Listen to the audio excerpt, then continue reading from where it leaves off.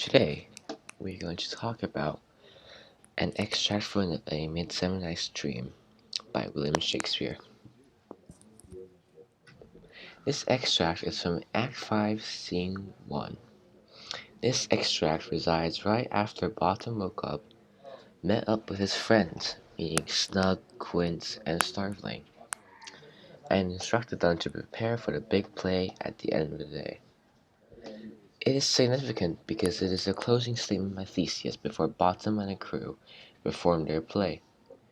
It is an important part of the play because it is a summary of the events of the past act. Without it, the book would seem incomplete. This extract also acts as a prelude to the play, Puck's soliloquy, and the ending, diction. Throughout this extract, Theseus uses a multitude of comparing words. For example, in lines 7 to 13, Theseus compares lovers to madmen. Quote, "The lunatic, the lover, and the poet are all imagination all compact. One sees more devils than a vast hell can hold. That is the madman. The lover, all as frantic, sees Helen's beauty in the brow of Egypt." When Theseus says, "are of imagination all compact," he means that madmen, lovers, and poets are people with very vivid imaginations, and will perceive the world in different ways than that of a normal person. Also, in this quote, Theseus uses statements suggesting that his words are of importance.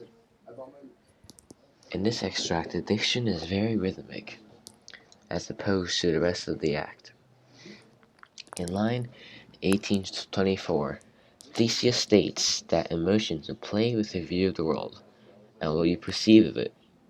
Such tricks hath strong imagination, that, if it would be but apprehend some joy, it comprehends some bringer of that joy. Or in the night, imagining some fear, how easy is a bush supposed to bear.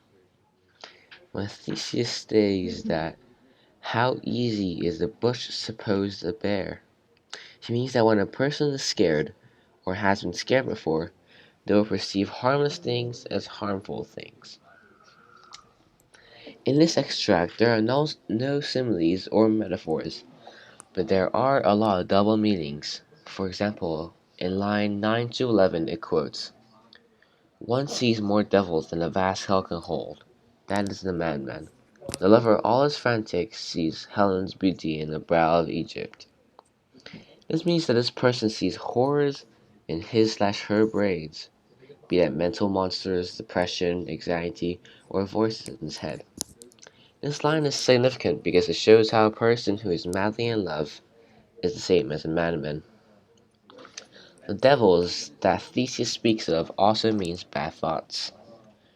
In this extract, the diction is that of a formal writing, as there is no jesting or comedy happening in these 32 lines.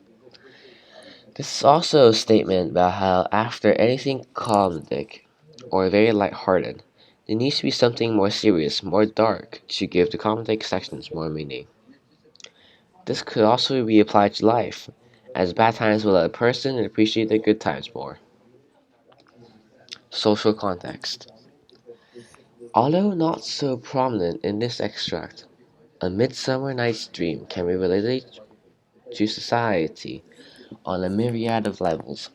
For example, in line 23 to 27, where Hippolyta says, "But all the story of the night told over, and all their minds transfigured so together, more witnesseth than fancies images, and grows to something of great constancy, but howsoever strange and admirable."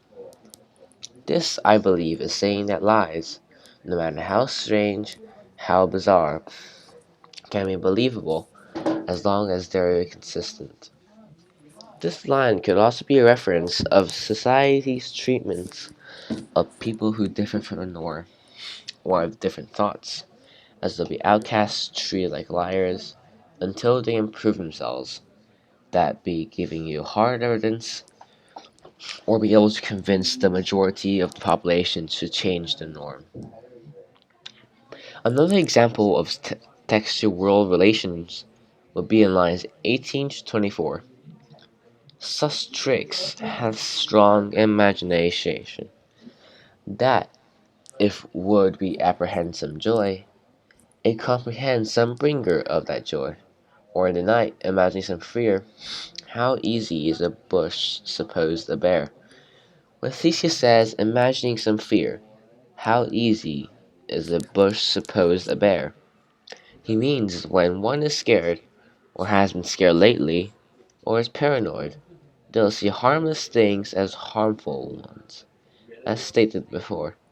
This also applies in life and love, as when one is scared, they will take less risks, do less things, and perceive little mistakes as very dangerous ones. In line 12 to 18, when Theseus states, the poet's eye, in a fine frenzy rolling, doth glance from heaven to earth, from earth to heaven, and as imagination bodies forth the forms of things unknown, the poet's pen turns them to shapes and gives to airy nothing a local habitation and a name. This is a statement about God and other otherworldly things, saying that they're just like air, that they don't exist. Theseus also says that poets confuse people who do not have much imagination with their strange shapes, figures, and concepts. A Midsummer Night's Dream can be tied and related to a lot of points in society. It can be a window into the society at Shakespeare's time. Characterization. Theseus. In line 1 to 2, when Theseus states, more strange than true, I never may believe these antique fails, or these fairy toys. From this we can see that Theseus is not a very religious or imaginative person, and prefers cold, hard logic over imagination.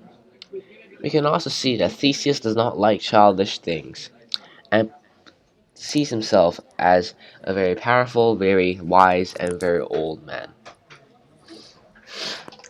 In line 29 to 32, Theseus states, here come the lovers full of joy and mirth. Joy, gentle friends, joy and fresh days of love accompany your hearts. From this we can see that Theseus also has a very happy and light-hearted side, as opposed to the very serious speech he gave earlier. This, as stated before, will give this more meaning, as a serious speech would drag down the atmosphere, and this would bring it back up a bit more. Characterization. Hippolyta.